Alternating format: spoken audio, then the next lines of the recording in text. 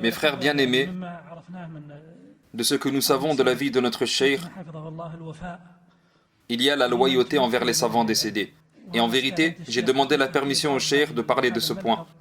Je sais donc de notre cheikh qu'il a effectué le grand pèlerinage pour les imams Ibn Rajab, Ibn Abd al-Barr et Al-Mundhiri, qu'Allah leur fasse miséricorde. Il a fait le hajj pour eux en espérant la récompense d'Allah le Très-Haut. Est-il donc possible, cheikh, que vous nous parliez de chacun d'entre eux ou de ce qui vous a poussé à le faire? Premièrement, Al-Mundhiri. Il fut un cheikh pour moi quand j'avais commencé les prêches car ma référence était alors son livre At-Targhib wa At-Tarhib.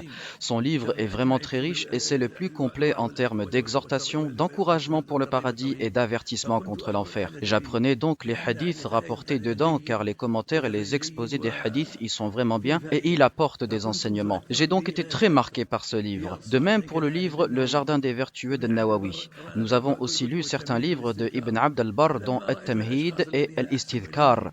Donc, quand j'ai vu que ces personnes m'ont été très profitables, j'ai alors effectué le Hajj pour Ibn Abd al-Barr, pour An-Nawawi et pour Ibn Hazm le Zayrite qui n'avait pas fait le Hajj, qu'Allah lui fasse miséricorde. L'imam Ibn Kathir rapporta un événement qui se déroula au 5e siècle de l'Hégire et dit: quand le poème d'un roi chrétien insultant l'islam parvint à Ibn Hazm, alors celui-ci se dressa sur sa canne et défendit l'islam et les musulmans en improvisant un poème en réponse à ce chrétien et ses suiveurs. Quand j'ai alors vu ce qu'avait rapporté Ibn Kathir à propos de ce grand imam et de sa défense de la religion, j'ai alors tenu à faire un hajj pour Ibn Hazm qui ne l'avait pas fait, qu'Allah lui fasse miséricorde.